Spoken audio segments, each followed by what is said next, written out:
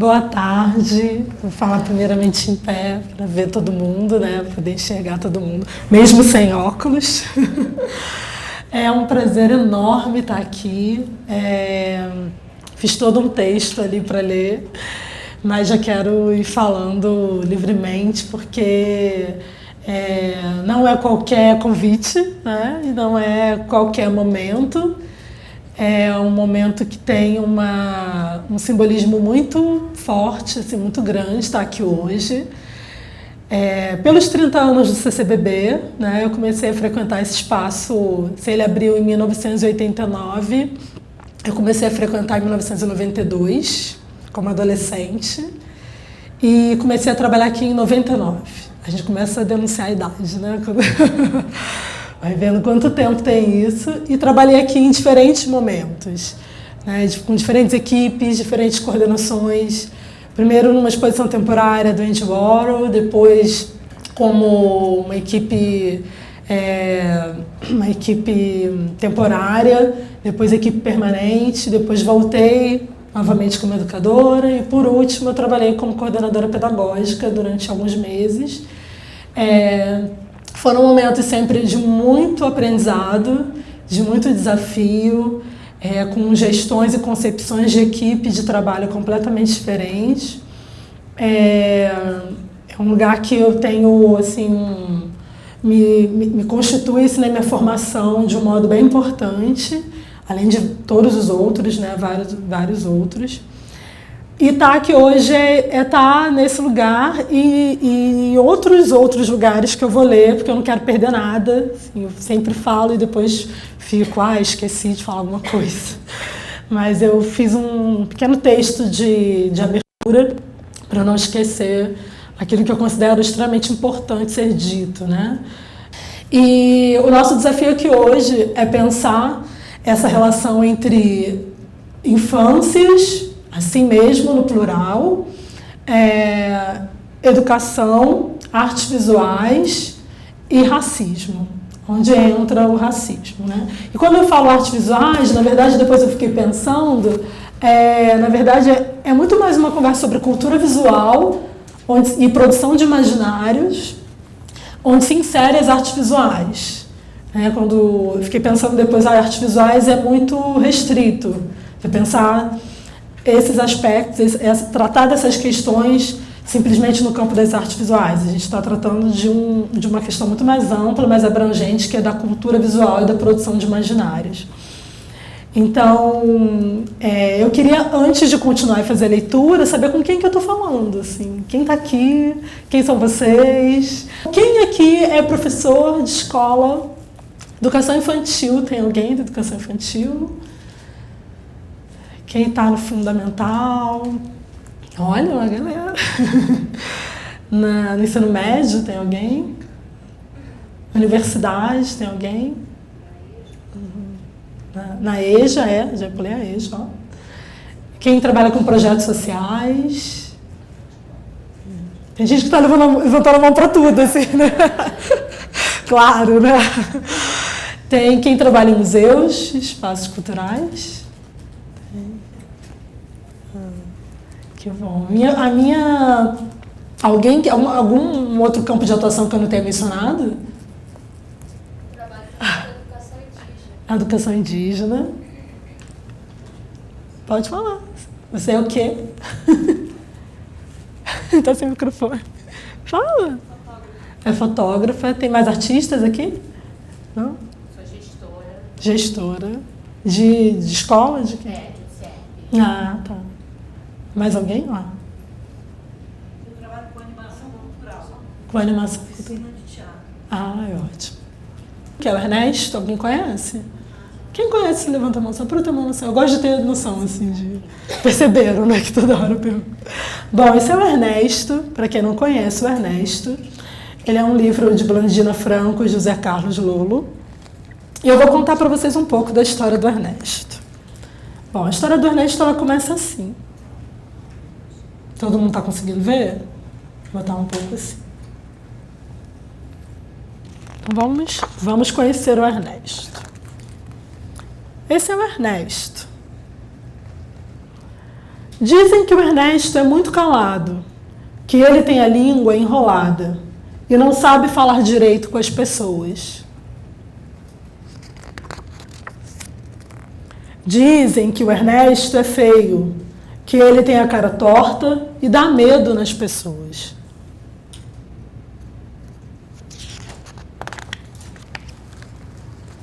Dizem que o Ernesto é diferente, que ele usa roupas muito mais velhas do que as das outras pessoas.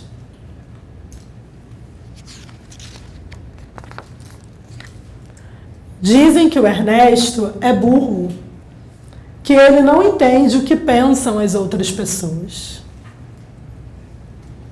Você conhece isso já? Dizem que o Ernesto é bobo, que ele não sabe como agradar as outras pessoas. Dizem que o Ernesto é esquisito, que ele não se encaixa entre as outras pessoas. Dizem que o Ernesto é egoísta, que ele não liga para as outras pessoas. Todo mundo diz alguma coisa sobre o Ernesto. E ele vive muito, muito sozinho e muito, muito, muito triste. Fim.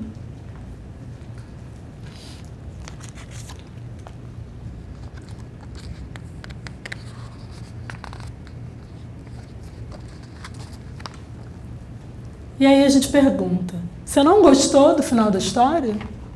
Vocês gostaram do final da história?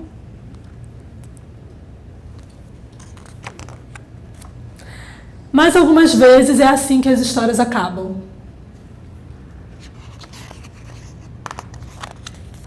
Tem gente que pensa que quando acaba assim, não é culpa de ninguém. Tem gente que prefere nem ficar sabendo deste final, porque é muito triste. Tem gente que nem percebe que a tristeza não está só no final da história, mas na história inteira do Ernesto. E você? Você tem alguma coisa a dizer para o Ernesto?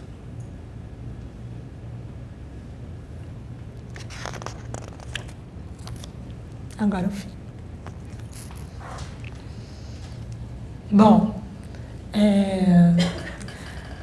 eu não vou comentar a história, vocês vão ficar com ela com vocês, e aí vocês vão pensar o que vocês diriam ou fariam com o Ernesto no decorrer da nossa fala, no decorrer da vida, no decorrer dos processos pedagógicos que vocês vão ainda vivenciar. Obviamente isso aqui não vai ficar aqui, né? Essa história para a gente começar, e eu já não estou nem mais vendo necessidade de me apresentar tanto. Eu queria mostrar esse trabalho aqui para vocês, que foi feito ontem. Né? Eu fiz participei de um projeto ontem no Museu de Arte do Rio, que se chama Percursos Formativos. E nesses percursos formativos, participam, ontem tinham 14 jovens, de 16 a 20 anos. 20 anos, que foi a idade que eu comecei a trabalhar em museus. E aí, a gente conversou sobre educação, arte e cultura antirracistas nas infâncias. Foi uma tarde com literatura, com artes visuais, com um processo de desenho, né, pensar esse autorretrato, e muita conversa, leitura, muita conversa. E aí eu trabalhei com eles, com esse tá aqui, peraí. Com esse lápis de cor, que muitos devem conhecer, né? Tem o giz de cera da Pinticor, tem a canetinha agora, que é, para quem não conhece, com as diferentes tonalidades de pele, né? De cor da pele. E a gente conversou muito sobre esse processo. Se alguém aqui já trabalha com pensando numa pedagogia voltada para as questões étnico-raciais, uma pedagogia antirracista. Quem é que já desenvolve nesse sentido? Levanta a mão. Sim, assim, com esse foco. Tá. Pode levantar com vontade, gente. Então, já pode ser que já tenha em algum momento feito desenvolvido essa proposta com um grupo, né? Ou não, pode ter realizado outras coisas. Mas ontem é o que eu ainda estou processando e é uma experiência que eu ainda tenho que elaborar por muito tempo. O que foi isso ontem? Não está dado para mim ainda. Imagina.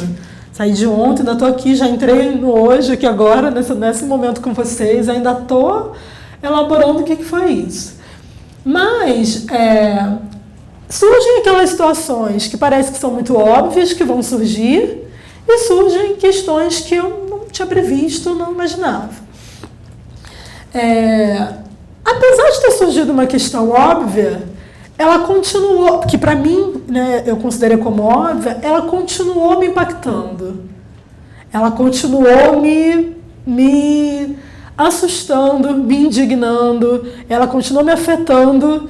Então eu fiquei feliz porque eu não naturalizei isso ainda. E eu não quero que esse dia chegue de naturalizar a situação que aconteceu e que era óbvia. Muitos dos participantes estavam fazendo o seu autorretrato pela primeira vez com a cor da sua pele. Nunca tinham feito. E aí os relatos eram: eu não preenchia a cor, deixava a cor do papel. E isso assim, uma jovem preta retinta. Eu usava o lápis cor-de-rosa, eu misturava cor, mas nunca desenhava marrom. E os relatos, e as diferentes tonalidades, né? Nunca escolhia, porque naquela época não tinha esse lápis, né? É extremamente recente, a época quando eles eram crianças, nem tampouco a gente, né? Só tinha o marrom e aquele que a gente chamava de café com leite, né? Mais ou menos isso.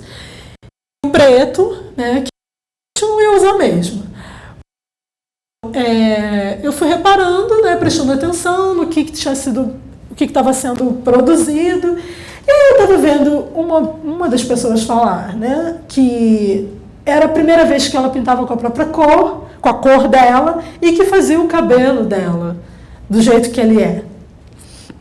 E aí eu fui ver o desenho. E ainda assim, ainda não é a cor dela. Porque ela é ainda mais retinta do que está no desenho. E aí eu trago esse começo, o Ernesto e essa experiência, por quê? Né? A gente está tratando aqui de violências contra os corpos, violências físicas, psicológicas, simbólicas, violências de todas as ordens. E quando a gente fala, quando eu trago aqui uma menina que se desenha, se pinta, e ela diz que finalmente conseguiu pintar com a cor dela, e ainda assim ela não consegue pintar com a cor dela, do que a gente está falando, né? A gente está tratando de uma recusa tão arraigada e tão forte, tão introjetada na nossa estrutura social, na nossa estrutura psíquica, na nossa estrutura cultural, nas relações, e ela é tão...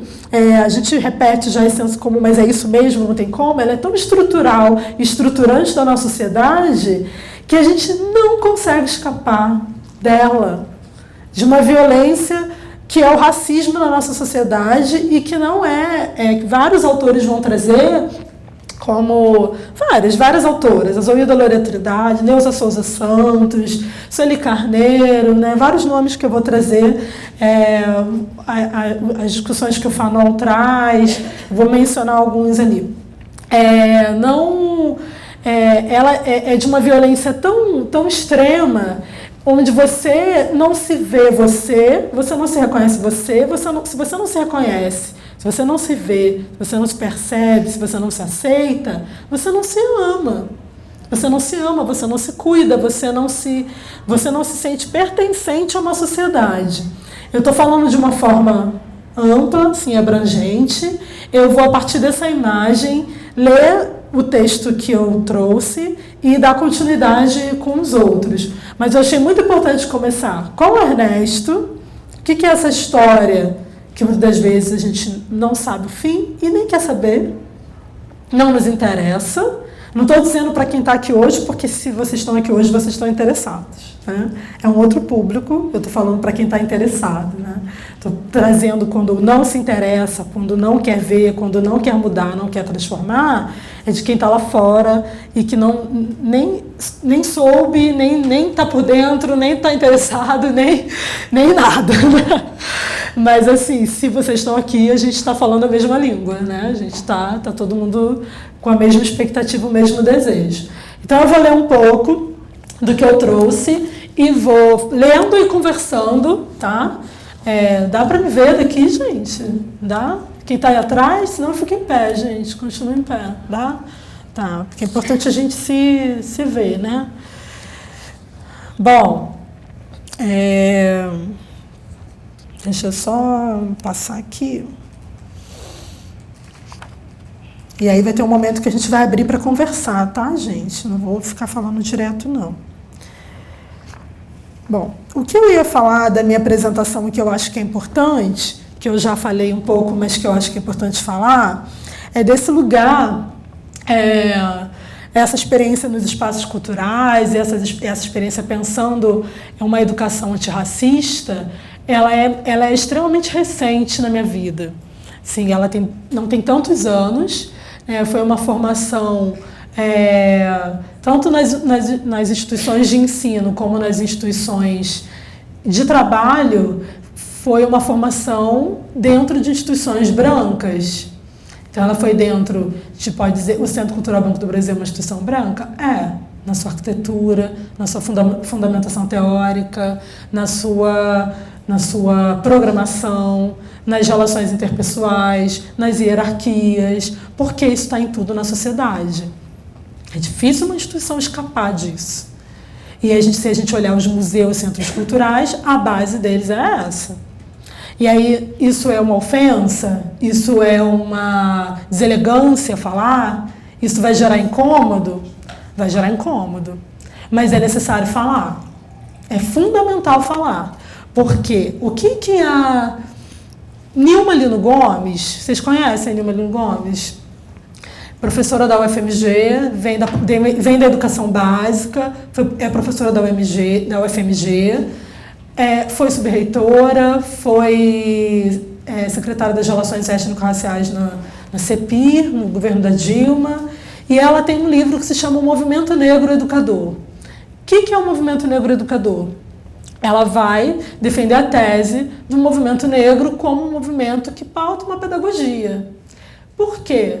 Por que não? Como, na verdade? Vai nomear as coisas, vai nomear as situações, vai debater questões e que essas questões podem ser pensadas com uma perspectiva pedagógica. Então, a partir do momento que a gente passa por situações de racismo e a gente nomeia que é racismo, a gente está numa outra perspectiva de sociedade.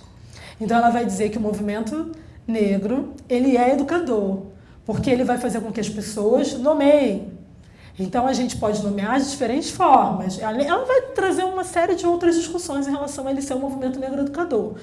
Mas eu peguei essa questão para a gente pensar. A gente precisa cada vez mais nomear. Eu tenho tratado cada vez menos como relações étnico-raciais e mais como racismo. Porque trata-se de relações étnico-raciais? Trata-se. Mas percebe que tem uma floreada? Percebe que você dá uma volta para dizer e você não é objetivo? A gente está falando de educações, estruturas institucionais, culturais, políticas, sociais, racistas. Porque o racismo, ele não é uma, como é que eu posso dizer? Ele não é uma possibilidade, ele não é uma das formas de se viver, ele não é algo que está aqui, mas não está ali. Não, ele é a estrutura, ele é a nossa sociedade. Então, assim, a partir do momento que a gente tira os disfarces, a gente consegue tratar melhor a questão. Não, mas parece que fulano foi, mas não foi. Não, ele foi. Ele foi racista. E quando uma criança é racista com a outra, porque existe, a gente precisa dizer, você está tendo uma atitude racista. E isso é errado. E isso não é certo. Isso que você está fazendo é racismo. Não só quando chama a outra criança de macaco, não só se vai dizer que ela tem cabelo de pico, de bombril, não só se ela vai dizer que a criança é feia, que a criança fede. Liane Cavaleiro vai trazer. Eu trago os livros para isso, gente, para a gente mostrar. Vou botar tudo no chão. Eliane Cavaleiro vai trazer uma série de relatos. Quem conhece esse livro? Do Silêncio do Lar ao Silêncio Escolar, alguém conhece? Não? Alguém lá atrás. Esse livro é uma leitura fundamental e urgente para quem quer debater isso, quer mudar a prática, quer sair desse lugar. Eliane Cavaleiro é do Silêncio do Lar ao Silêncio Escolar, Racismo, Preconceito e Discriminação na Educação Infantil. Ela vai fazer uma pesquisa numa escola de educação infantil, né, um centro de educação infantil, em São Paulo, começa em 1995, é antes da Lei 10.639, que é a lei que traz essa obrigatoriedade do ensino, né, de história e cultura afro-brasileira. O que ela traz? Vários relatos de crianças, diálogos, de crianças sendo racista com a outra, de professora sendo racista. E é assustador. E ainda é uma realidade, mesmo com a Lei 10.639 e a lei, né, que é a atualização da 10.639, que é a 11.645, que inclui a cultura indígena, né? Olha, eu estava falando que pesquisa a cultura indígena. Hoje eu vou focar no racismo antinegro, né, que é o meu foco, mas a discussão indígena ela é fundamental, ela é muito importante, a gente precisa cada vez mais tratar dela também, né? E aí o que a gente vê nesse livro é o que o Flávio Santiago vai trazer nesse outro livro que acabou de ser lançado na Amped, que é Eu Quero Ser o Sol. Crianças pequenininhas, culturas infantis, creche e interseção. Aí eu separei uma parte que ele fala o seguinte, uma criança, ele está fazendo a pesquisa dele de campo, uma criança vira para ele põe como nota aqui, na página 99, e fala assim, é o relato dele no diário de campo. As crianças pequenininhas estavam chegando à creche. Eu estava perto da estante de brinquedos enquanto as observava entrar na sala e começar a se organizar nos grupos de brincadeiras. Carolina, menina negra, pequenininha, se aproxima de mim com uma boneca negra nos braços e me entrega. Sem hesitar, pergunto para ela, é a Nenê? Vamos fazer ela dormir. Ela olha para minha cara e diz, não é Nenê, ela é preta, ela se vira sozinha. Um pouco atônito com as palavras que a menina negra pequenininha havia me falado, peguei uma boneca branca, com formatos semelhantes àquela que Carolina havia me oferecido e perguntei, o Nenê? Carolina sorri e me diz, sim, é Nenê, faz ela dormir. Poucos segundos depois, ela viu a colega chegando, saiu correndo para abraçá-la, me deixando com esse questionamento. As meninas negras, pequenininhas, não são Nenê? O que representa ser uma menina negra? O que é ser uma nenê negra? Quando ele traz essa frase da menina, não é nenê, ela é preta, ela se vira sozinha, né? Me remete a uma feminista negra que a Djamila Ribeiro apresenta nesse livro, que é Lugar de Fala, chamada Sojourner Truth. Eu nunca sei como pronunciar direito, mas acho que é assim. E Sojourner Truth, ela fazia parte, se eu não me engano, é século XIX, né? E ela fazia parte ela vai em uma, se eu não me engano, na Inglaterra, também, na Inglaterra, ela vai num encontro de feministas, e quando ela chega nesse encontro de feministas, as mulheres pretas não estão sendo consideradas no feminismo. E aí ela faz uma pergunta, ela faz um discurso, tem um discurso longo dela, é possível achar na internet. Aqui a Djamila Ribeiro, nesse livro que é Lugar de Fala, coloca uma parte desse discurso. Mas o que eu quero trazer desse discurso, que ela levanta como uma questão, e que para mim é o que demarca a relação com essa menina, é quando ela coloca: e eu não sou uma mulher, eu não sou uma mulher?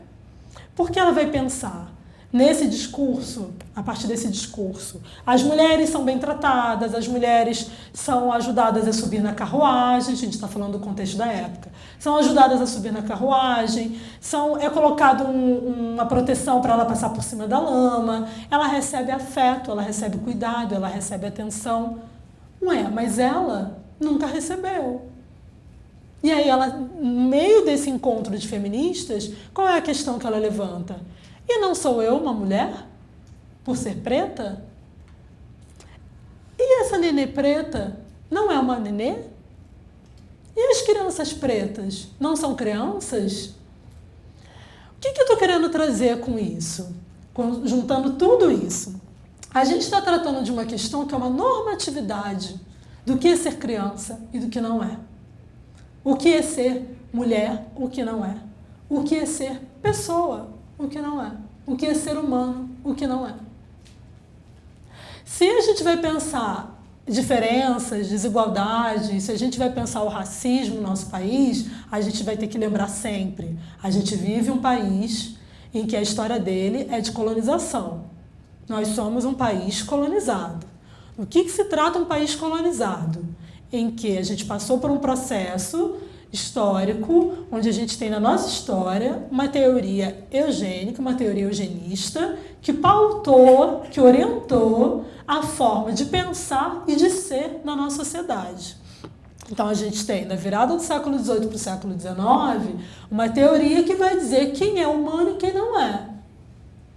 Então nessa teoria, que vai para a literatura, vai para o cinema, vai para a música, vai para a saúde pública, vai para a educação, vai para todas as instituições e que vai pautar todas as relações sociais, dizendo quem é humano e quem não é.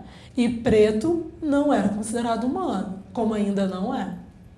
Mesmo com uma legislação, mesmo com uma Constituição, mesmo com uma lei de 10.639, de 11.645, as relações interpessoais, as instituições, a nossa estrutura como um todo, a forma de conceber, a forma de tratar, a forma de pensar, de fazer, todos os modos de operar, por mais que não pareça, e muitas das vezes está bem declarado, trata a população preta como não humana. Então a gente precisa entender isso com as palavras duras do jeito que é.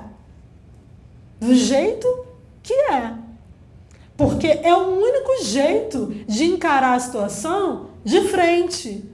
Então, assim, eu estou falando aqui, por mais que eu esteja num doutorado na UFES, trabalhei no CCBB, trabalhei na Biblioteca Parque, coordenando o programa de educação, trabalhei no Passe Pela, trabalhei nas principais instituições culturais dessa cidade. Eu continuo sendo seguida em loja, porque acham que eu vou roubar. E se eu tiver com meu filho, é pior ainda. Porque eu estou ensinando ele a roubar. Então, assim, não significa que, por estar nesse lugar, eu deveria ser melhor tratada. Não, não é isso. Não é isso. Eu estou dizendo que a gente pode tratar da questão de classe, que aí eu vou trazer. A gente sabe que no nosso país a pobreza tem cor. Vários autores vão trazer isso, e autoras que discutem o racismo e que pensam também, não exatamente com esse conceito, mas é um conceito que foi cunhado no final dos anos 60 por feministas americanas, negras, e que é o conceito de interseccionalidade. É um conceito que, mesmo que não seja, foi um conceito criado lá, mas aqui no Brasil se pensava as mesmas questões com as autoras filósofas intelectuais teóricas daqui. Se você pegar os textos de... Aí vão anotando os nomes. Lélia Gonzalez, Beatriz Nascimento, a Sueli Carneiro, que está viva, Lélia Gonzalez e Beatriz Nascimento já morreram. A Jurema Werneck, que está aí, Cida Bento, a Zoilda Loreto Trindade, quem está debatendo atualmente, Jamila Ribeiro, Giovana Xavier, uma série de mulheres pretas que estão discutindo a questão de gênero, a questão de sexualidade, a questão do racismo, junto à questão da classe, atravessada, com tudo isso atravessado. Então, esse conceito de interseccionalidade, ele vai nos ajudar a ver que a gente vive uma situação de pobreza no nosso país e essa condição de ser pobre, ela está associada também a ser negro. É claro que a gente tem pobres brancos, óbvio, né, gente? Indígena e amarelo, e a gente tem. Mas essa questão da classe, ela não pode ser olhada sozinha. Porque eu estou trazendo isso porque na maioria das vezes a questão da classe é a que orienta a classe social. É ser pobre. É fundamental olhar para a pobreza. Mas é preciso olhar para a pobreza junto com o racismo, junto com a discriminação de gênero. O que é ser um homem preto, pobre? O que é ser uma mulher preta, pobre? O que isso implica? O que vai implicar se essa pessoa é trans, se essa pessoa tem alguma deficiência física, se essa pessoa... qual o território que ela vive, qual o contexto social, cultural, político, qual idade. Aí a gente vai chegar nas crianças. E qual geração? Porque quando a gente fala de geração, crianças de quais épocas, em quais momentos históricos, quais circunstâncias. E quando a gente vai falar de criança, a gente não tem como mais olhar para ter uma concepção de criança e de infância como uma criança única, pautando numa normatividade de criança.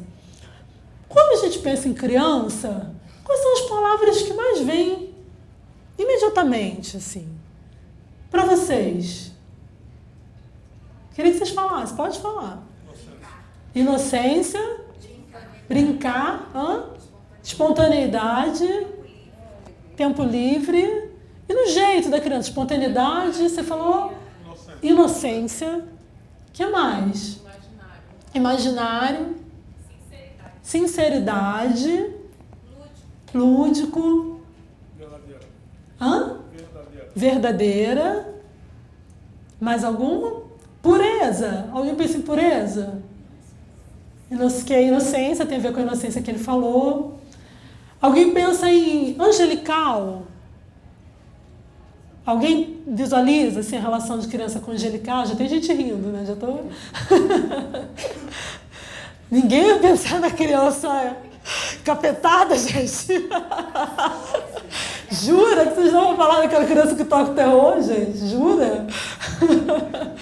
Porque ela não é a normativa que a gente quer. Ela não é a criança que a gente quer. Porque quando a gente fala da criança que é verdadeira e sincera, a gente fala da criança que quando é verdadeira e sincera é engraçada, é bonitinho o que ela falou. Quando é a criança verdadeira e sincera xingando horrores, assim. Quando a criança verdadeira e sincera socando o colega. Então, assim, a ideia que a gente ainda tem de infância é uma ideia que está lá no século XIX, e vários filósofos pautaram do que era infância, que está na religião, no cristianismo, que está no século XX também, no início do século XX, e que todas elas estão juntas aqui agora. Todas essas concepções estão aqui agora. A ideia da criança como tábua rasa ainda existe. A criança que vem vazia, que a gente que vai preencher ela, que vai escrever nessa criança. A ideia da criança que... Aí eu vou embaralhar todos os tempos. A ideia da criança pensada, que precisa ser educada, isolada. Essa criança do Rousseau, que é uma criança que precisa ser ali educada, isolada dos erros e dos problemas da sociedade como um todo. A ideia da criança, se a gente for ver em Piaget, pensada por estágios de desenvolvimento. A criança de tal faixa faz uma coisa, a criança de tal faixa faz outra coisa. Se a criança não faz naquela faixa, naquele estágio, ainda não consegue fazer o que é estabelecido para aquele estágio, ela tem um problema, ela é um erro, ela é um equívoco. A criança que não fala, a ideia de que criança não opina, de que criança não se coloca, de que criança é muito presente. Né? Claro que a criança não tem como assumir responsabilidades e mandar na própria vida. A gente não está falando isso, né? Que o adulto tem que deixar a criança fazer o que ela quiser, não é isso. Mas a gente tem uma linha de pensamento, uma perspectiva nos estudos das infâncias, na sociologia da infância e vários outros estudos hoje, nesses novos estudos das infâncias e das crianças, que vai pensar a criança como um sujeito que faz agência, um sujeito que interfere na sociedade, que produz cultura entre elas aprendem entre elas aprendem não só com o adulto, elas não aprendem só na escola, elas não aprendem só em casa, elas aprendem nessa relação social de uma forma muito mais ampla e nesse sentido das culturas infantis e culturas de pares, que é aprender com seus próprios pares. E aí tem vários estudos nesse campo. E nesse sentido de aprender com as outras e de aprender com a sociedade como um todo, também se aprende o racismo. Porque nesse aprender como um todo, a criança faz a leitura das hierarquias. Quem é pobre e quem é rico? Quem é o chefe no trabalho da minha mãe? Quem é a pessoa que cuida da limpeza no trabalho da minha mãe? Na minha escola? Qual é a cor da diretora da escola? Qual é a cor da moça que está no refeitório? Na cozinha? Qual é a cor da moça que limpa o banheiro? Qual é a cor do trocador do ônibus que essa criança pega? Qual é a cor de quem vai à rua dela? Qual é a cor das protagonistas das novelas? Então, assim, a gente acreditar que vai ensinar para a criança, quando ela crescer, determinadas coisas, porque agora ela não entende, porque ela tem 3 anos, 2 anos, e ela ainda não entende, a gente vai achando que ela não está aprendendo. E é desde bebê, porque tem vários estudos na psicologia, eu não sou do campo da psicologia, não tô, é uma vontade que eu tenho de olhar para o campo da psicologia nesse sentido. Mas tem vários estudos de bebês, de crianças pequenininhas, que vão falar dessa leitura que a criança faz, das expressões faciais, do gestual, essa leitura do corpo, que é quem é o corpo mais que tem o corpo mais altivo e o corpo subalternizado. Quem tem um corpo que lidera e quem tem um corpo que morre. Quem morre?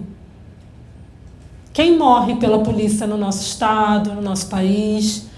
Quem morre nos hospitais públicos porque não tem atendimento? Quem morre quando não consegue se desenhar? Quem morre quando não está presente na literatura infantil? Quem morre quando não está no livro didático? Quem morre quando não está como protagonista dos principais programas de TV? Quem morre quando não aparece na nossa sociedade, quando não tem representações que garantam a representatividade de crianças negras? Então, o que a gente está falando aqui, pode passar, é disso aqui. O Fanon ele vai dizer que a gente vive numa sociedade, num mundo que ele é cindido em 2.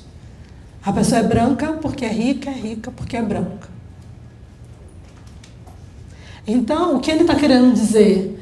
Que toda a nossa estrutura colonial, ele fala isso no contexto dele, né, da Martinica, como martinicano. Fanon é um filósofo e um psiquiatra da Martinica, Ele escreveu 2 livros que são 2 livros assim, fundamentais para os estudos pós-coloniais, que é Os Condenados da Terra e Peles Negras, Máscaras Brancas.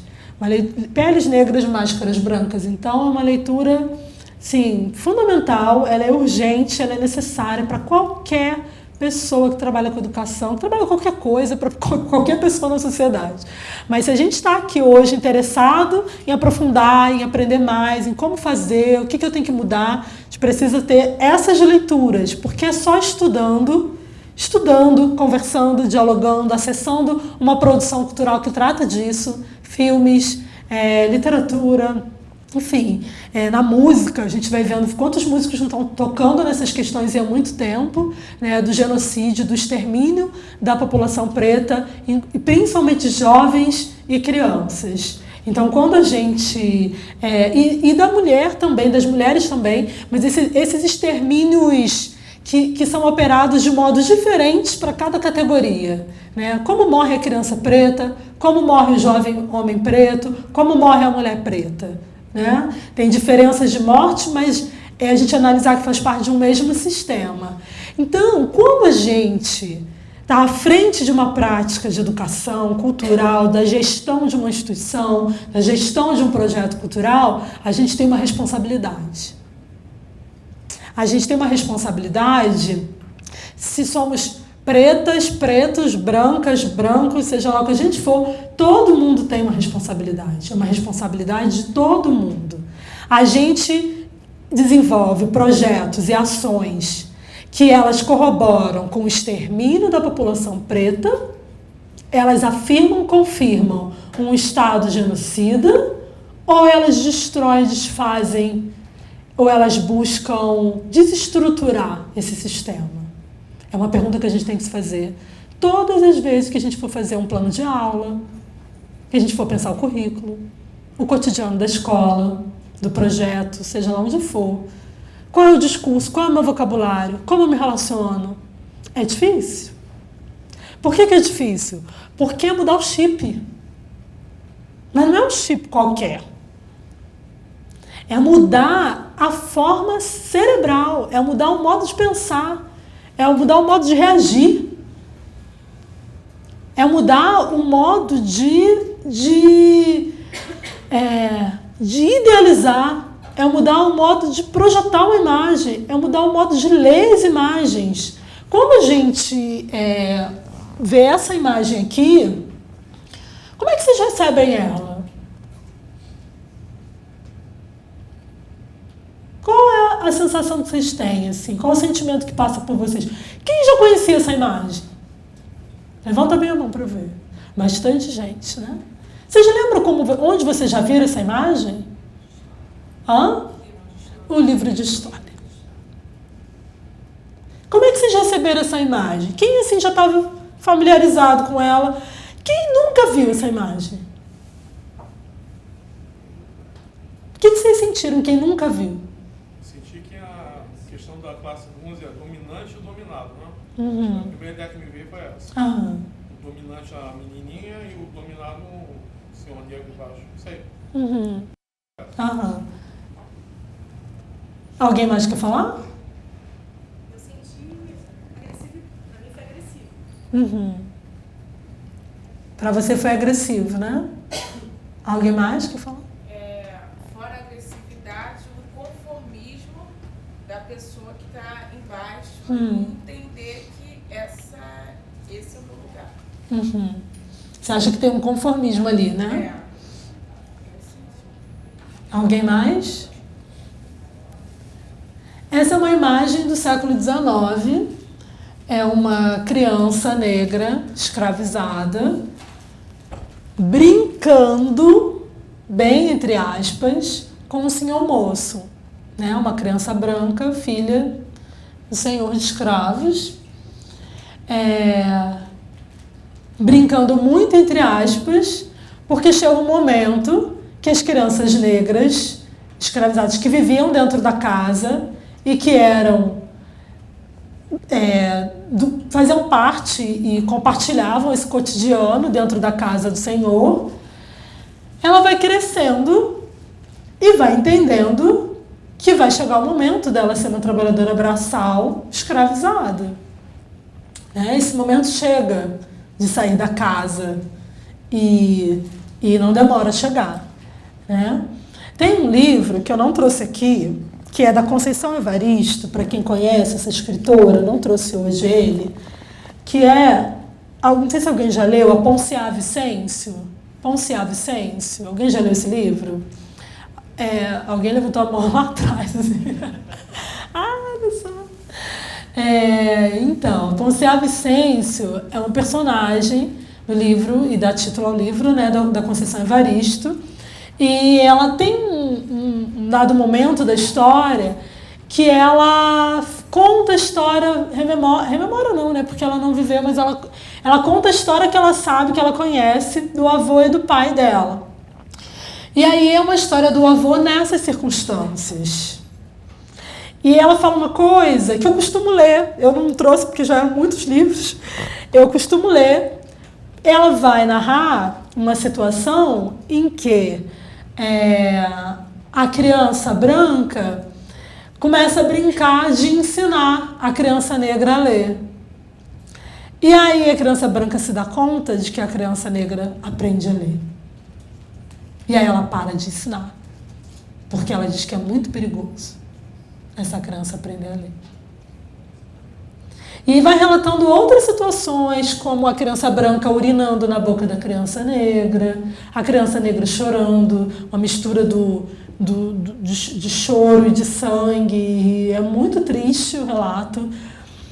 E eu trago isso, que é essa violência de quem passa pela recusa de ser considerado humano, por mais que esse...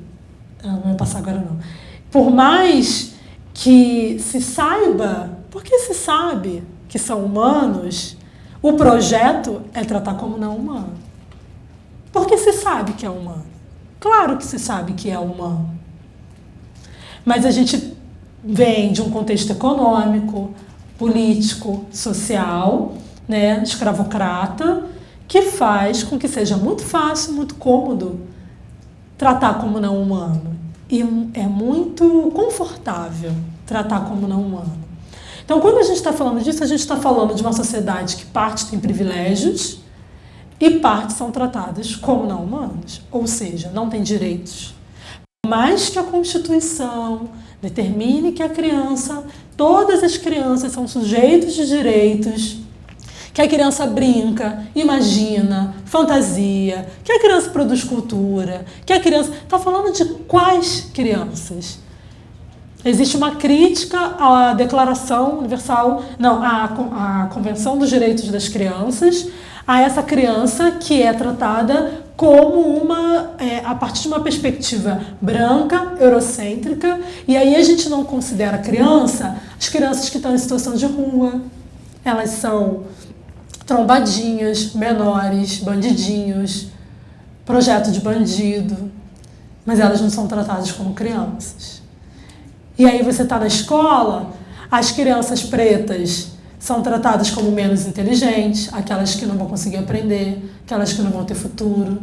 A expectativa de qual vai ser o ano que essa criança vai abandonar a escola, que é sempre uma expectativa que uma hora essa criança não vai estar mais na escola, que essa criança não vai para a universidade, ela vai virar empregada doméstica, que essa criança não vai estar em cargos importantes, que ela... E, assim, é claro que a gente vê uma mudança na sociedade, se a gente olhar para décadas anteriores, tem alguma mudança, mas ainda é muito pouco. É muito pouco. Então, o que a gente está tratando aqui? Vou pedir para passar. Cadê? A gente está tratando aqui de uma outra produção de imaginário. Quem conhece essa? Alguém não conhece? Pode falar, pode ter coragem de falar, gente. Todo mundo conhece, né? Também dos livros didáticos, está em tudo, né? Está em tudo. E aí, pode passar. Alguém conhece essa obra, esse trabalho da Rosana Paulino? É uma artista mineira que trata dessa condição da mulher preta na sociedade, vai desenvolver uma série de trabalhos a partir desse incômodo dela com um país nesse contexto escravocrata, e ela vai trazer, é como se ela atualizasse, né? Essa mulher silenciada, essa mulher que não tem o direito à fala, que não tem o direito ao alimento. Tem uma artista que é a Grada Quilomba, é uma portuguesa, ela é artista, professora, teórica. Ela vai ter um texto que também é muito fácil achar na internet, que se chama A Máscara. Eu ia trazer, não estava aqui. E ela vai falar sobre essa máscara. Que medo é esse? Ela vai se referir a essa máscara, né, da escrava Anastácia, que tantos outros, né, escravos usaram, pessoas escravizadas usaram. Que medo é esse dessa fala? É medo de que essas pessoas falem o quê? De que contem essa história, de que revelem, de que projetem essa história. Que silenciamento é esse? Uma sociedade que extermina não só os corpos, mas o que a gente vai tratar como genocídio, mas que vai também engendrar um epistemicídio. O que é um epistemicídio? É um assassinato do conhecimento, dos modos de pensar e de fazer de uma sociedade, de um grupo cultural, né, que é o epistemicídio. Então, as bases epistemológicas, as fundamentações do campo do conhecimento, do campo do saber das culturas. Quando a gente olhar para as crianças negras, é olhar para corpos que carregam uma ancestralidade, que carregam uma história das suas famílias, da sua mãe, da sua avó, da bisavó, da tataravó, das tias, das madrinhas. Claro que a gente vai considerar as famílias interraciais, né, óbvio, né, mas se a gente pensar, né, eu tenho uma mãe negra, uma mãe preta, um pai preto, minha avó era mais clara, era branca, minha bisavó também, mas o bisavô não era, o avô não era, a minha tataravó, antes da minha tataravó, que eu não sei mais o nome, mas... Então, assim, tem uma mistura. Mas as mulheres pretas da minha família, e mesmo as brancas nesse contexto interracial, o que se transmite em termos de conhecimento ancestral era muito forte, muito presente. Da relação com as plantas, da relação com a natureza, conhecimentos que você vai adquirindo e que a gente não sabe que são provenientes de uma cultura afro-brasileira, que a gente desconhece, que a gente faz no cotidiano e que a gente desconhece. Então são conhecimentos, são saberes que vão sendo aniquilados. Nós vamos sendo amputadas do nosso conhecimento, como a própria língua, a forma de pensar. Se a gente parar para pensar, o que é a diáspora? Você tem uma população, um grupo, assim, milhões de pessoas que são trazidas para um outro território, que não condiz com a sua língua, que não condiz com a sua cultura como um todo, que não, esses grupos culturais são separados, assim, como estratégia política, como estratégia de dominação. Esses grupos são separados. O que a gente tem hoje? Crianças, jovens e adultos que ainda carregam essa desterritorialização no corpo, como trauma.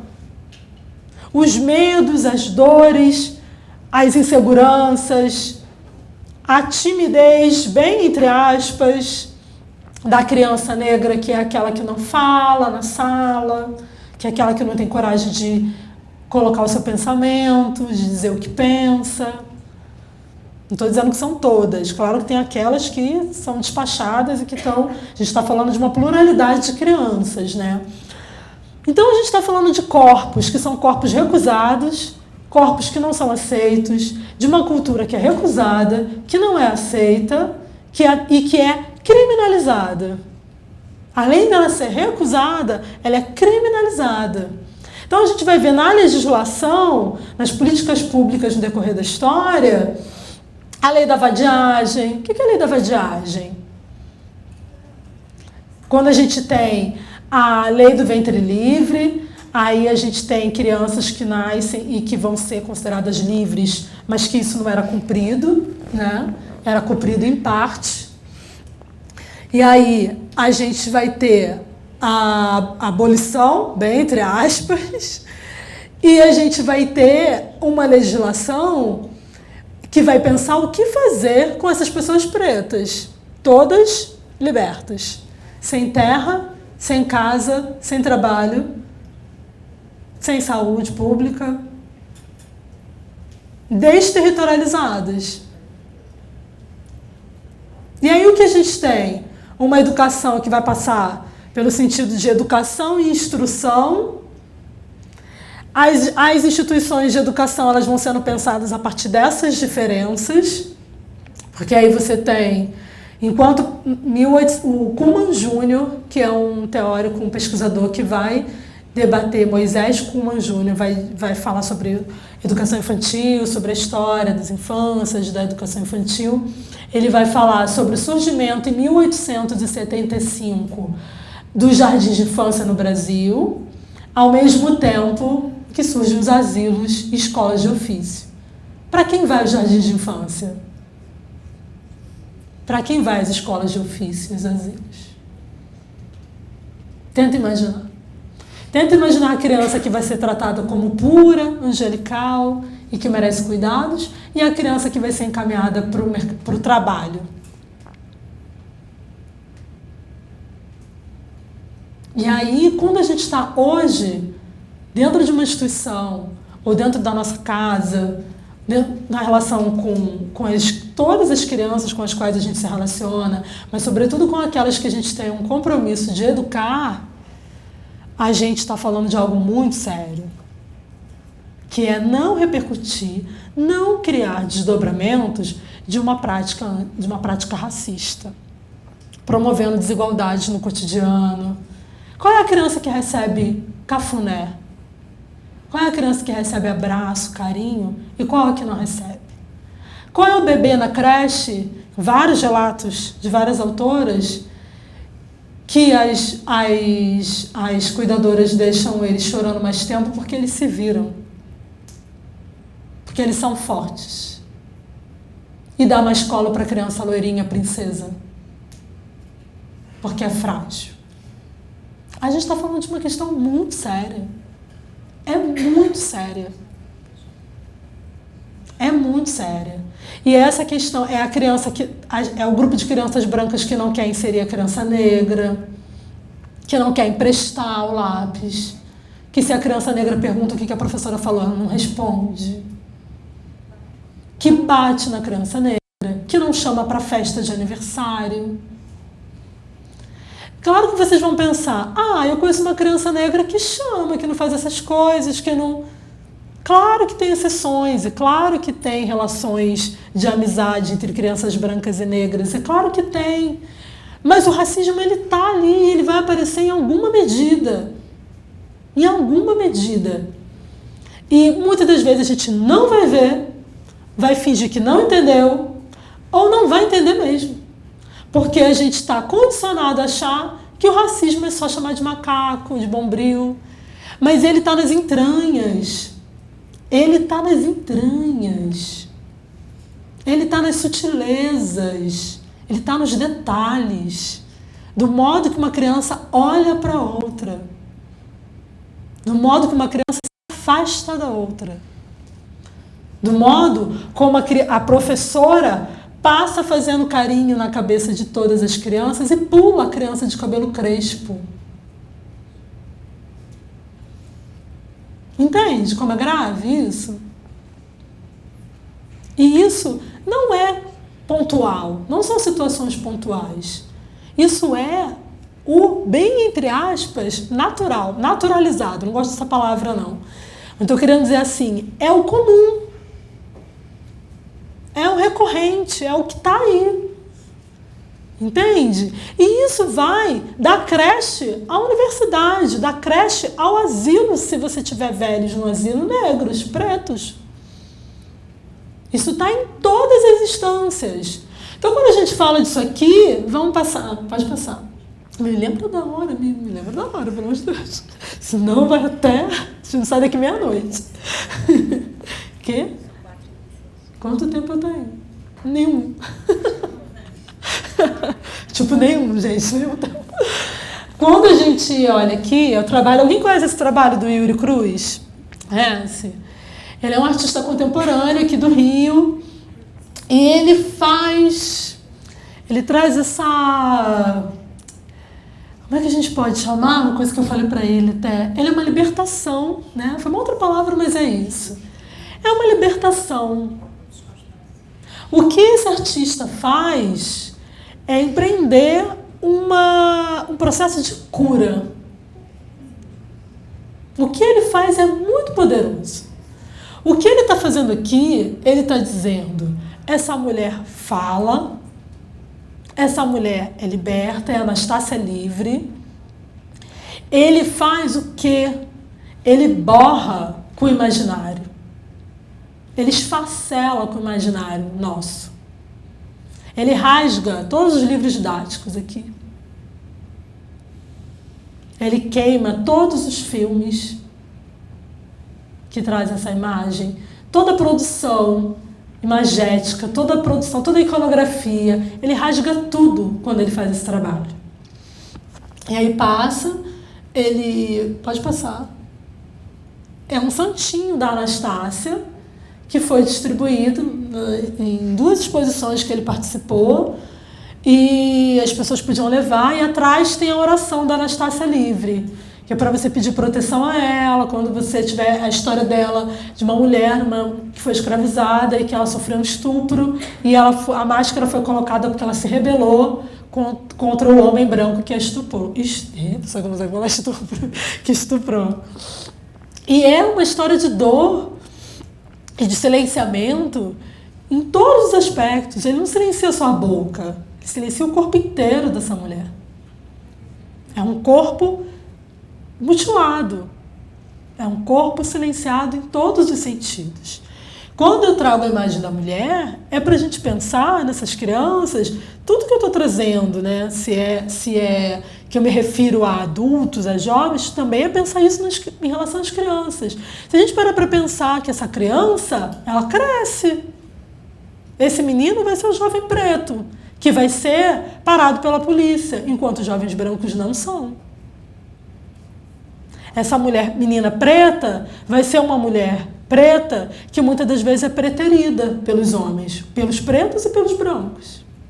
Essa menina criança preta vai ser a mulher preta que os homens não querem casar, porque o padrão ideal de mulher é branca, que não quer ficar na festa.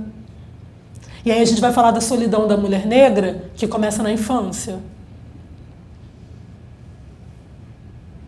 Entende? É a mulher preta, velha, que vai estar morando sozinha. É o homem preto que vai morrer mais cedo. Então, assim, quando a gente traz, pode passar, essa produção, qual é a relação que a gente faz?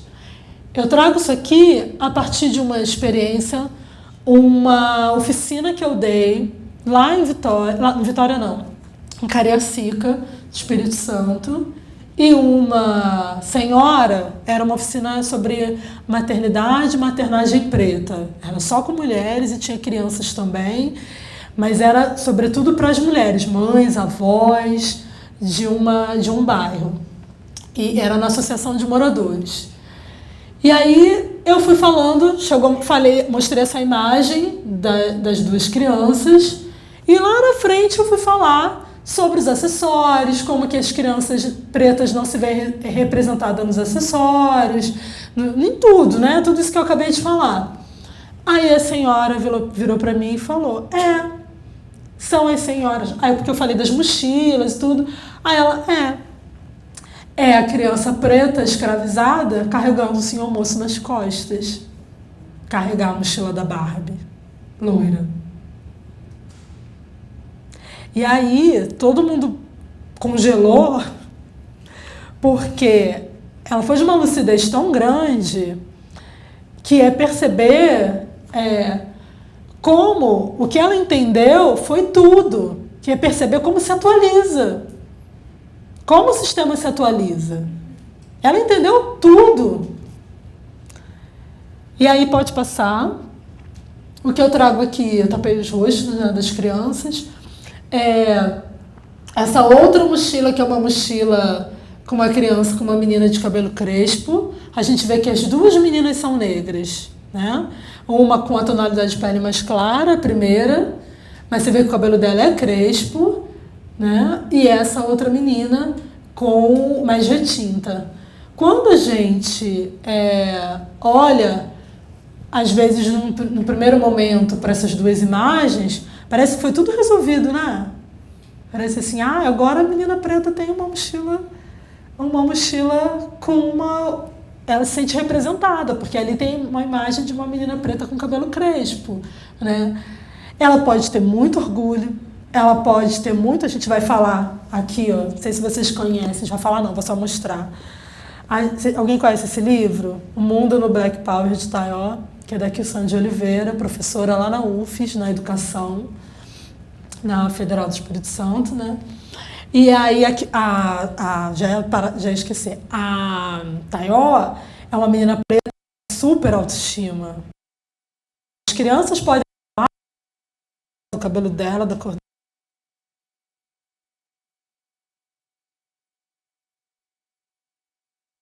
uma autoestima. E aí, a gente pode se enganar, achando, vamos pensar que aquela menina ali é a Taió. Porque ela está com autoestima e carregando a mochila, pode parecer que está tudo resolvido, né? Só que não. A gente não pode ficar com o que está sendo projetado enquanto imagem, enquanto aparência. A Taió pode chorar. Pode ser que sofra, escondida no quarto, no seu canto, na sua casa. E lá na escola, ela está toda... Aí eu vou usar o termo, que é um termo recorrente. Eu não gosto muito da ideia de empoderamento, mas essa tem... Não vou avançar porque teria que falar muito mais coisas. Mas ela poderia ser uma menina toda empoderada, né? Mas a toda empoderada sofre, chora. Até porque ela é cobrada para ser empoderada sempre. Mesmo desde criança. E aí desumaniza. Porque essa menina tem direito a chorar, tem direito de sentir a agressão, a dor, de sofrer. Porque senão parece que ela tem que ser incrível sempre, maravilhosa sempre, e perfeita sempre, né? E aí o risco dessa imagem do empoderamento, né? O quanto que isso também é violento, o quanto que isso também é opressor. Essa menina não pode ser uma menina comum? Comum no sentido de, eu sou uma pessoa, eu sou humana. Eu choro, eu sofro, tem dia que eu tô alegre, tem dia que eu não tô. Tem dia que eu tô me achando bonita, tem dia que eu tô me achando feia. Né? E aí algumas autoras vão trazer o que é essa constituição de identidade. A identidade ela é constituída pelo modo como a gente se vê. A Neuza Souza Santos vai trazer isso, o Fanon também de algum modo vai trazer isso. Como essa identidade nossa ela é construída como a gente se vê. E a percepção que a gente tem de como os outros nos veem. Compreende? Como eu me vejo e como eu percebo que os outros me veem. Como é lidar com eu gosto do meu cabelo crespo, eu estava há pouco tempo com tranças, adoro tranças, fiquei 1 ano usando tranças. Uma coisa é a Mara com tranças, uma coisa é a Mara com cabelo crespo. Os olhares são completamente diferentes, o tratamento é completamente diferente. Nas sutilezas. O cabelo com trança, ele era mais aceitável. Ele embranquece. Ele fica para baixo, controlado. Se bem que o meu não, o meu ficava amarrado, tudo. Mas era essa ideia, né, do cabelo que cai, que se aproxima do liso, né? O crespo não. O crespo não mesmo. Entende? Então, assim, falar de identidade é falar de todos esses detalhes. É falar do cabelo, do corpo, da estética, dos traços, feições. Uma coisa sou eu com esse tom de pele, outra coisa se eu fosse mais retinta. Uma questão sou eu com esse nariz um pouco mais fino, outra coisa seria se ele fosse largo. Então, assim, tem uma diferença muito grande e as crianças vão percebendo isso desde sempre.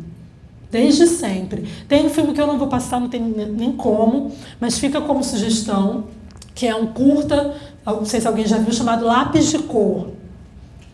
E ele é um filme que ele dói. Ele termina bonito, leve, assim, mas ele dói, ele machuca. Porque ele traz as crianças falando sobre como elas se veem, todas as crianças negras. E aí tem um menininho que ele vai falar que ele queria ser dessa cor. Dessa cor. E ele põe o pé, a cor do pé, da sola do pé, da palma da mão, porque essa cor eu gosto. E de todos os entrevistados, ele é o mais retinto. Eu queria ser dessa cor, porque essa cor eu gosto. E aí não dá para dizer que não gostar da cor preta é uma questão de gosto. Eu não... Aí saindo da questão da infância, mas pensando que essa infância avança, né? Eu não namoro mulheres pretas porque é uma questão de gosto. Eu gosto de mulheres brancas, é gosto. Não é gosto. Não é gosto, é uma educação racista em todos os aspectos, em todas as instâncias e áreas da sociedade. E aí a gente vai tratar, pensar nisso aqui, não, ainda não está resolvido, é um caminho, é um processo demorado, lento. Isso aqui é um processo. Ter uma mochila com uma menina com cabelo crespo é uma conquista? É uma conquista. Mas olha como é desigual, a outra é a Barbie. Como disputar com a Barbie, loira?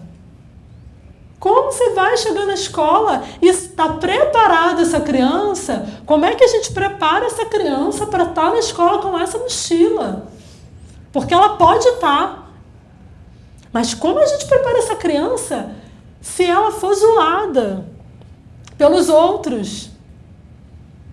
A gente tem que estudar, a gente tem que ler, a gente tem que ensaiar os discursos. Como eu converso com meu filho, como eu converso com a minha turma, como eu converso sobre racismo. Só que para conversar, precisa estudar, precisa conversar, precisa estar aqui, precisa estar cada vez mais nesses encontros. A Beatriz do Nascimento e a Abdias do Nascimento vão tratar. O Abdias vai tratar da questão do quilombismo, e a Beatriz Nascimento do aquilombar, o aquilombamento, a quilombagem. O que é esse aquilombar? É esse estar em comunhão, estar em grupo, pensar nesse o que é se fortalecer numa sociedade racista. Tipo, não tem mais meias palavras, a sociedade é racista, ponto. Ela é sexista, ela é misógina, ela é discriminatória com as pessoas que têm deficiência, ela é discriminatória em termos de sexualidade, ela discrimina travesti, ela discrimina bicha, ela discrimina sapatão. A gente está nessa sociedade, entendeu? Então, assim, nós fazemos isso, todos nós fazemos isso. Se a gente não encarar de frente que a gente discrimina travesti, bicha, sapatão, preto, pessoas com deficiências, pessoas velhas, se a gente não encarar isso de frente, se a gente ficar dizendo, mas eu não sou racista, a gente não vai mudar, porque a gente não tem saída. Eu fui educada para ser racista, sem saber. Entende? Todos nós fomos educados para sermos racistas sem saber. E muita gente sabendo. Entende? Então, é isso que a gente precisa olhar. A gente precisa preparar. Porque o fato dessa menina estar na escola com essa mochila não significa que ela está preparada, não. Para essa sociedade, não. O fato dela usar o cabelo crespo não significa. É muita violência, é muita violência psicológica. A quantidade de casos, quem trabalha com psicologia preta, que finalmente, eu estudo na UFES, a gente tem há muito pouco tempo uma disciplina que trata do racismo na psicologia, ano retrasado começou, na educação, na assistência, no serviço social, é muito recente. Claro que outros professores já debatiam essas questões, mas ter uma disciplina que trata disso... Como é que você vai pensar saúde pública para as crianças, para jovens, para adultos, seja lá para quem for, sem pensar racismo, se a maioria é preta. Quem está na escola pública? Quais são as crianças que estão na escola pública? Claro que tem crianças brancas, óbvio. Mas a gente tem uma massa na maioria das escolas, na maioria, não vou dizer todos, mas a maioria de crianças pretas. A gente não pode fingir que não está vendo isso. A gente tem um compromisso com a autoestima, com a saúde mental dessas crianças. A gente tem um compromisso com afeto. A Zoída Loreto Trindade, vocês acham na internet uma página que é A Cor da Cultura. É um projeto maravilhoso de uma mulher maravilhosa que já faleceu, do Rio de Janeiro, uma educadora, uma mulher que eu adoraria ter conhecido. Estou conhecendo ela pelos textos dela, agora vai acabar, tá? Pelos textos dela, pelos escritos, que são possíveis de serem achados na internet também. Mas essa página Cor da Cultura, onde ela vai tratar dos modos de educar, modos de fazer, modos de pensar, modos outros de pensar o corpo a partir de valores civilizatórios afro-brasileiros. Então ela vai considerar, e aí eu vou falar um pouco disso, para a gente ir encerrando, uma pedagogia preta, que vai considerar esses valores civilizatórios afro-brasileiros. Que valores seriam esses? A ancestralidade, o axé como energia vital, a ludicidade, a corporalidade, a circularidade. Se a gente está em roda, fazendo as ações com as crianças, o que é isso? Qual o sentido disso? Qual o sentido da circularidade na nossa cultura? Desse estar sempre, tem uma adinkra, esse aqui, eu não sei se é para quem não conhece, esse aqui que eu estou usando, a gente chama de adinkra, é uma adinkra, que são símbolos, né, de cultura africana, esqueci agora exatamente de onde são as adinkras. Isso, Gana e Costa do Marfim, muito obrigada. Gana e Costa do Marfim. E as adinkras, elas têm cada uma simbologia. Essa daqui é a Aya, que significa força contra a opressão, independência, autonomia. Significa essa potência, né, de uma força que se coloca contra a opressão. E existe uma adinkra que é a Sankofa, que faz e que a gente pode relacionar com a circularidade, que é esse sentido de retorno também, de algo que é cíclico, que a gente vai, que é um modo de pensar uma relação com a ancestralidade, esse olhar para trás. O que quem veio antes de mim, pastor, vivenciou? O que eu aprendo com esse olhar para o que passou e trazer para o presente? O que é isso? Olhar quando a senhora vê a mochila da Barbie e se remete a essa criança preta escravizada que carrega o senhor moço nas costas. Então esse olhar para trás para mudar, para transformar. Olhar e mudar. E dar continuidade àquilo que é um saber ancestral e que nos fortalece, nos potencializa, nos cura, nos ajuda a nos curarmos dessa violência, desse processo de trauma, que é o que uma artista de Vitória vai trazer como trauma brasileiro, que é esse trauma da diáspora, da escravidão, desses corpos pretos que são amputados, que são destroçados. Aí passa que eu vou acabar, vou terminar mesmo, prometo. E aí a gente vai, quando eu falei que ia tratar de cultura visual, pensar nessa representatividade nos desenhos, nas animações. A gente ainda tem uma Doutora Brinquedos com cabelo liso, a gente ainda tem uma Fada Manu com cabelo cacheado, pode passar. E aí a gente chega em Guilhermina e Candelário, não sei se vocês conhecem esse desenho, que é lindo, eu adoro. São crianças felizes, brincando, pretas, com seus cabelos crespos, numa ilha no Oceano Pacífico. Ela tem uma produção colombiana, né? Não sei se tem brasileiro junto também, mas acho que ela é só colombiana, não lembro agora. E nesse desenho aparecem as famílias, são várias aventuras, e é uma forma de pensar a criança negra, né? De que modo, né?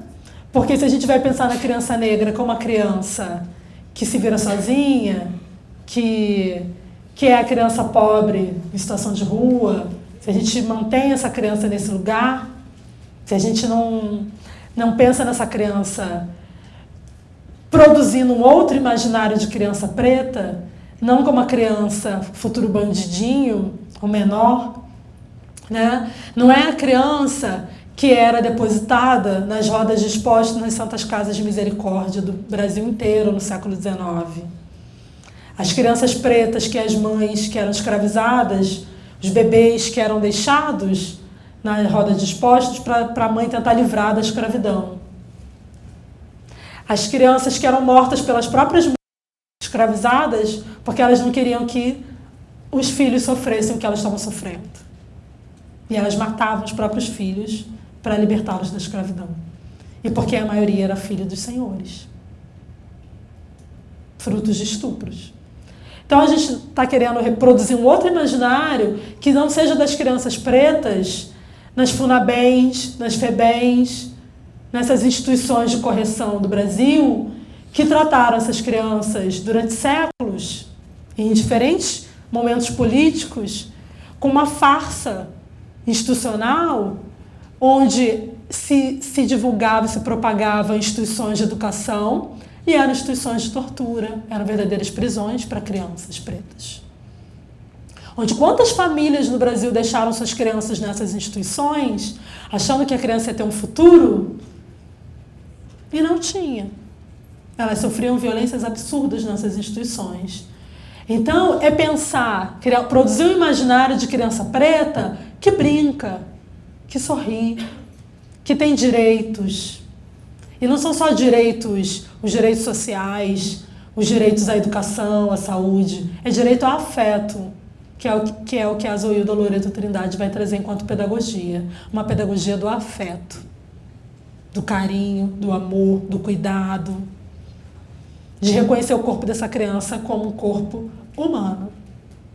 Aí vamos lá, tá acabando mesmo.